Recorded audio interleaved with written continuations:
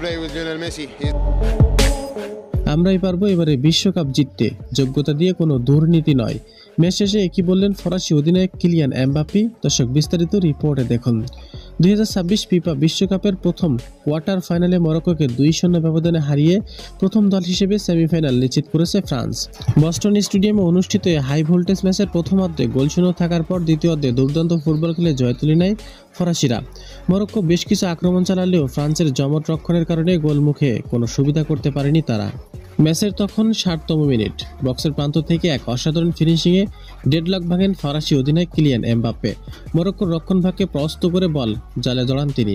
প্রথম গোলের ঠিক 6 মিনিট পর ব্যবধান দ্বিগুণ করে ফেলেন ফ্রান্স।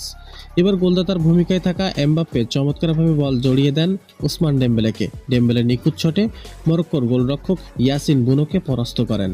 উল্লেখ্য যে প্রথমার্ধে ম্যাচের 27তম মিনিটে মরক্কোর ডিফেন্ডার বক্সের ভেতরে এমবাপ্পেকে ফাউল করে নিশ্চিত পেনাল্টি হয়ে যান। কিলিয়ান এমবাপ্পে নেওয়া প্লান্টি শটটি দুর্দান্তভাবে ডান দিকে ঝাঁপিয়ে পড়ে আটকে দেন মরক্কোর গোলরক্ষক ইয়াসিন বুনো। তবে ম্যাচ শেষে এমবাপ্পে বলেছিলেন, এবারে বিশ্বকাপে আমরা ট্রফি ছোঁয়ার পথে অনেক বেশি এগিয়ে রয়েছি।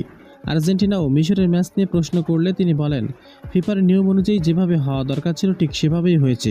এখানে কোনো দুর্নীতি বা একক পক্ষ নেওয়ার সরাসরি প্রকাশ পায়নি। তবে এমন কোনো কার্যক্রমে যদি জড়িত থাকে তাহলে সেটা হবে অন্যায় এবং খুব দুঃখজনক, যা বিশ্বের ইতিহাসে এক স্মরণীয় অধ্যায় হয়ে থাকবে।